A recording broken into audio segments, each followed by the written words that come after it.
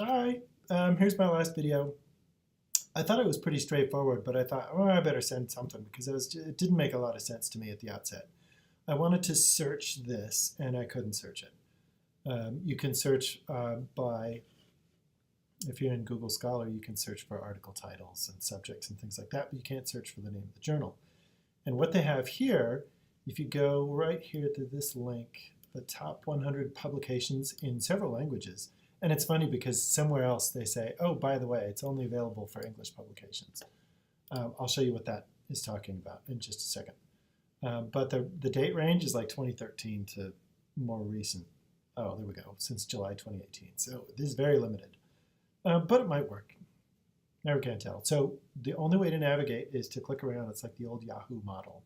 But if you click on top 100 publications, the way you can cruise around this is using your own browser search. So that's Command F in mine or Control F if you're on a PC.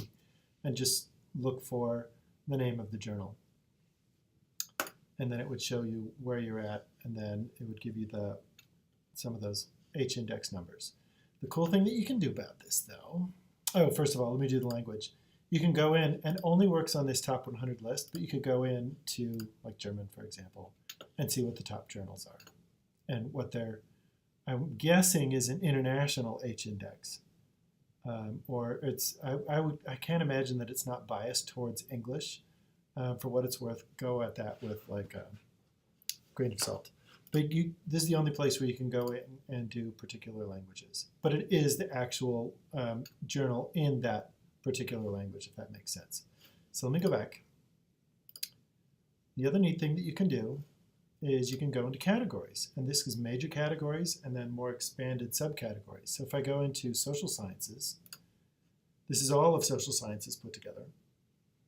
But I can go in way over here. It wasn't necessarily intuitive, and you could go into like family studies. These are kind of, I don't know how they're finding the categories or how they assign them. So I was looking for gender studies, and that didn't show up here at all. So where that shows up, you might have to do some digging. But if I do family studies, it's a much shorter list. It's not the top 100, but here's some of these that might work out for you. And unfortunately, you can't click on any of these. And whenever you click on some articles, it sends you off to the publisher, and the publisher is going to have some information. Interesting thing, though, if you go to the publisher's website, especially of that particular discrete journal, oftentimes they will offer some sort of a metric because they want you to subscribe to the journal or they want you to consider publishing for that journal. So I would encourage you to go to those individual journal title websites as well and see if they talk about metrics somewhere in that journal because they want to be discovered and they want to be regarded in that particular way. I hope this helps. This has been a lot of fun, actually, so thanks for sending these questions my way. If there's any time you want to forward these things to anybody, feel free. Or if there's anyone else that wants help or we want to have a further discussion, let me know. Happy to help. Thank you. Bye.